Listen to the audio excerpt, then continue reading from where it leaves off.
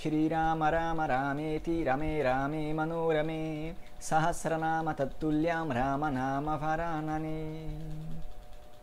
Hariol. Começamos hoje então com esse vídeo a contar a história do Ramayana, a jornada de Rama. Esse épico é dito que foi escrito por Valmiki, que foi um grande rishi, um grande sábio do passado, e o próprio épico começa explicando como esse Valmiki soube dessa história e como ele começou a contar então aos demais. É falado então que esse rishi chamado Valmiki encontrou um outro rishi, famoso Narada, e perguntou a ele se existia então nesse mundo alguém que fosse comprometido totalmente com o Dharma, que fosse realmente incrível, uma pessoa que fosse forte, que fosse inteligente, que fosse bravo e que fosse justo de maneira total. Narada então disse que esse homem de fato existiu um homem como esse, que encarnado em corpo, de fato, em carne e osso, ele existiu em algum momento do passado. E o nome dele era chamado Rama. Narada então conta para Valmiki o que ficou conhecido como Sankshepa Ramayana, em que é a história do Ramayana contada em 100 versos, de maneira resumida. Tendo escutado então essa história tão incrível, Valmiki volta para sua casa, para seu ashram, com a mente tomada de encantamento pela essa história, e vai até a margem do rio Tamasa para fazer suas obrigações diárias, seus rituais e suas meditações. Ali, tomado por aquela atmosfera, pelas belezas naturais da floresta, ele encontra numa árvore, ele vê um casal de pássaros se relacionando. E ele fica encantado, admirado com a beleza desse universo. Mas então, rapidamente, aquela atmosfera de contemplação é totalmente interrompida por uma flecha de um caçador, que atravessa o corpo de um dos pássaros e ele cai morto no chão. Valmiki fica impressionado com aquilo e tomado de angústia, tomado de raiva, ele vai até o caçador e ele solta uma maldição em cima do caçador, dizendo que ele não vai encontrar nessa vida nenhum tipo de paz pela coisa terrível que ele acabou de fazer. O caçador naturalmente vai embora fugindo, mas o Valmiki então, vendo aquilo tudo, tomado de uma tristeza, ele depois de algum tempo, ele se acalma. E aí ele pensa no que ele fez. E aí então, ele começa a ver que coisa terrível, eu não precisava ter feito isso. Afinal de contas, ele era um caçador, por mais terrível que ele pudesse ter feito o que ele fez, não importa, não caberia para mim, especialmente depois de tanta prática, depois de tanto estudo, chegar e ter feito o que eu fiz, realmente isso foi terrível. E aí então, ele fica realmente muito chateado, ele fica muito tomado por essa situação. Mas ele, para sua surpresa, esse verso que veio, essa frase que ele lançou como maldição, ele veio na forma de um verso que foi muito curioso para ele. Voltando então para o seu ashram, ainda tomado por aquela situação e impressionado com a frase que ele falou, que era um verso na verdade, e então em algum momento encontrou com Brahma, o Criador. Brahma fez uma visita para ele, uma visita auspiciosa, o próprio Criador. E aí então Valmiki fez naturalmente recebeu muito bem, ofereceu várias coisas para ele, mas em algum momento, ainda atormentado por aquela situação, ele não se aguenta e ele conta para Brahma o que aconteceu, ele explica a situação e ele diz, olha só que coisa terrível, e eu realmente amaldiçoei aquela pessoa. Brahma então acalma Valmiki e diz, não se preocupe, tudo faz parte de uma ordem, até os nossos erros, na verdade, tudo faz parte da ordem. Existe um porquê, existe um motivo. E na verdade esse verso, ele chega para você de uma maneira muito especial, reordenando as palavras do verso, vendo de uma outra maneira o que o sânscrito permite fazer. Ele diz para Valmiki, perceba, medite nesse verso. Esse, na verdade, é o primeiro verso daquilo que você vai fazer. Essa história, você vai contar a história de Rama. Através, então, desse Ramayana. E através desse pequeno verso, você vai desdobrar toda a história e vai ficar, então, para a posteridade.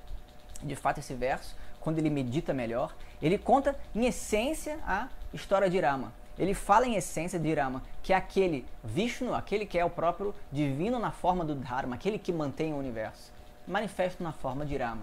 E esse Rama, então, irá derrotar Ravana, o terrível Asura que atormenta todo esse mundo, que vai ter raptado Sita. E, portanto, esse Ravana vai ser destruído por Rama dessa maneira. Então, Brahma abençoa Valmiki e diz, você, por favor, então, conte essa história, conte para a prosperidade. Sem dúvida isso vai ser muito auspicioso, vai abençoar todas as pessoas que vão escutar essa história. E aí então, ele, a partir desse verso, que era uma maldição e um sofrimento para ele, algo incrível realmente sai. Daí então, é dito, começa então todo o Ramayana. O Ramayana ele começa a partir então da descrição de Valmiki da cidade de Ayodhya. Ayodhya é a cidade de Rama, é uma cidade que fica no norte da Índia, ficava no norte da Índia, e é considerada, ela é descrita como ela é a capital do reino de Koshala. O rei de Koshala, que era chamado o rei Dasharatha, ele era um rei muito justo, muito dhármico. Todas as pessoas viviam muito bem, numa harmonia, numa prosperidade nessa cidade. Esse Dasharatha era descendente da dinastia Solar e, apesar de tudo, ele não tinha filhos. Ele tinha muitas coisas, ele tinha muita prosperidade e o amor do seu povo, mas ele não tinha filhos. Esse rei, então, Dasharatha, ele decide fazer um grande ritual, convocando vários rishis, vários mestres diferentes, grandes sábios. Nessa época, existia um terrível Rakshasa, chamado Ravana. Ravana estava tomando conta de boa parte do mundo na época, com a sua horda de Rakshasas, e trazia caos e desgraça para as pessoas.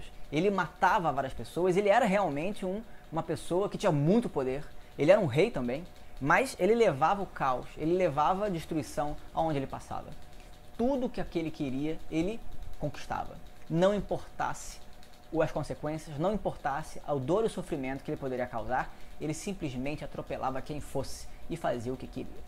Ele deixava livre todos os seus súditos, Rakshasas também, para poder devorar as pessoas, matar quem fosse, matar os animais. Tudo o que eles queriam fazer, eles faziam livremente e não existia ninguém que pudesse colocar um fim a isso tudo. Então, nesse ritual de Dasharatha, ele aproveita e faz então uma oração a Vishnu, que por favor, ele possa trazer alguma solução para que esse Ravana termine, deixe de realmente tomar conta desse universo, que ele deixe de trazer o adharma e o caos e a tristeza e o sofrimento para o mundo.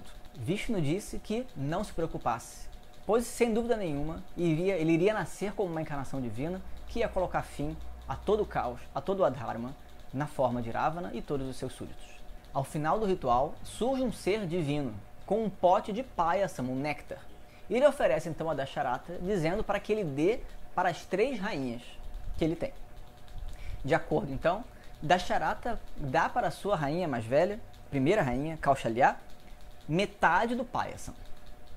Para a segunda esposa, Sumitra, ele oferece 1/4. E para Kaikeyi, a terceira esposa, ele oferece 1/8. Sobrando, portanto, 1/8. Esse resto que sobrou, esse 1/8 que sobrou, ele dá novamente para a sua segunda esposa, Sumitra, que bebe então 2 vezes. Com o tempo, essas 3 rainhas ficam grávidas. E aí então, portanto, esse payasam que elas beberam manifesta então em cada uma delas filhos. Filhos divinos, filhos especiais, filhos grandiosos. No 9º dia, a partir da lua nova, do mês hindu de Chaitra, que geralmente cai entre março e abril no nosso calendário, nasce então Rama, no dia que é conhecido até hoje como o festival de Rama Navami. Rama, então, o mais velho do rei Dasharatha, filho mais velho do rei Dasharatha, nasce e, para muita felicidade, para grande felicidade do rei e de todos os seus súditos. No dia seguinte, nasce Bharata, a partir de Kaikeyi. Rama nasce de Kaushalya, a mais velha. Bharata, então, nasce de Kaikeyi, a mais nova. E então, no dia seguinte ainda, no outro dia, Sumitra dá à luz gêmeos, Lakshmana e Shatrughna. Então, assim sendo, em 3 dias, Dasharatha tem 3 filhos agora, 4 filhos agora. Rama, Bharata, Lakshmana e Shatrughna. Toda a cidade de Ayodhya comemora e vibra com muita felicidade, agora que esse grande rei tem vários herdeiros, não apenas um, mas ele tem vários filhos diferentes, que sem dúvida nenhuma serão grandiosos, sem dúvida trarão muita felicidade e prosperidade para todo o reino. Os 4 irmãos então crescem, fazendo todos os rituais adequados da época, todos os rituais devidos, recebendo uma grande educação, recebendo muito amor, tanto da sua família, quanto de todos os seus súditos, e entre eles se dando muito bem também.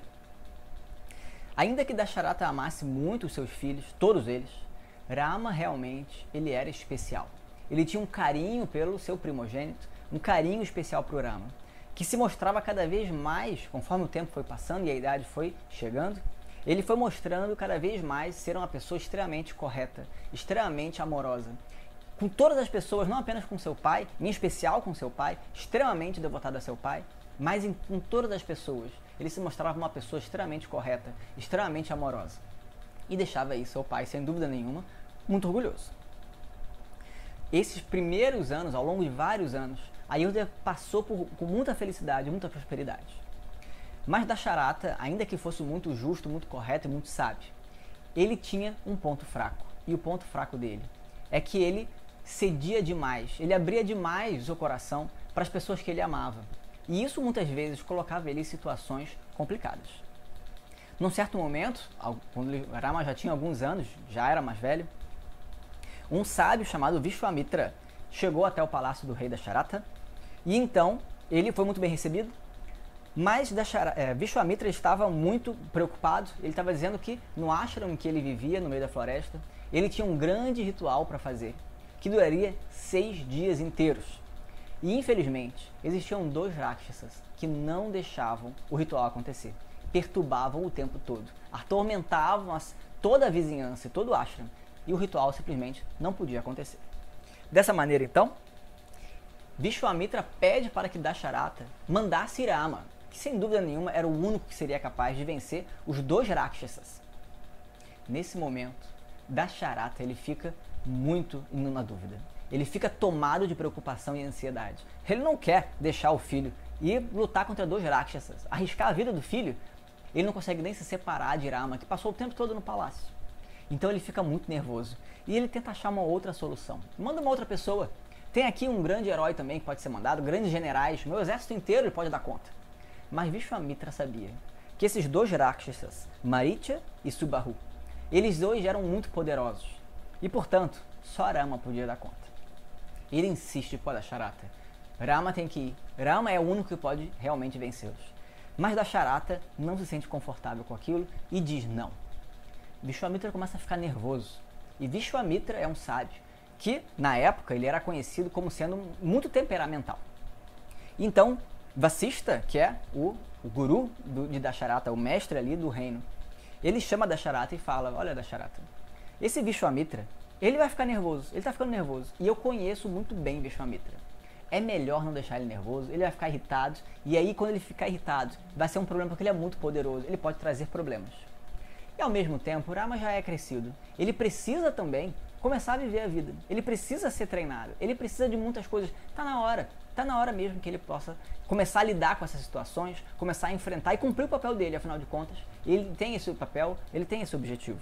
Então deixa ele ir, que vai ser bom. Dasharatha, então, com muita dor no coração, ainda relutante, acaba permitindo. Mas manda Lakshmana, né, um dos irmãos de Rama, ir com Rama. E é nessa viagem que Rama começa com suas façanhas incríveis e é preparado por Vishwamitra para exercer seu papel como um avatar. É o que veremos no próximo vídeo. Hariu.